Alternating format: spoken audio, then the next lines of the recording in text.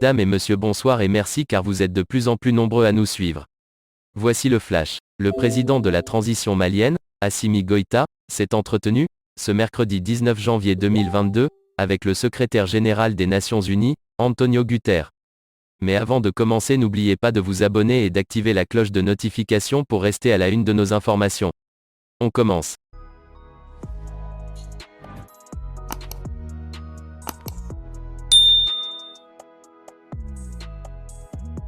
J'ai eu un long entretien téléphonique avec le SG des Nations Unies Antonio Guterres ce soir. Je lui ai transmis notre engagement pour un retour à l'ordre constitutionnel normal, apaisé et sécurisé et l'ai invité à encourager la communauté internationale à accompagner notre pays. Depuis le 9 janvier, le Mali est soumis à un embargo économique qui limite les échanges commerciaux avec ses partenaires de la CEDEAO aux seuls biens de première nécessité. Une situation qui affecte lourdement l'économie du pays, mais également celle de ses plus proches partenaires.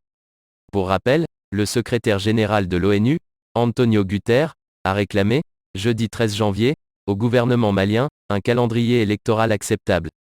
Il est absolument essentiel que le gouvernement malien présente un calendrier acceptable du point de vue des élections, avait déclaré le chef de l'ONU lors d'une rencontre avec des journalistes. Il avait également fait part de son espoir à entrer en contact rapidement avec le gouvernement malien.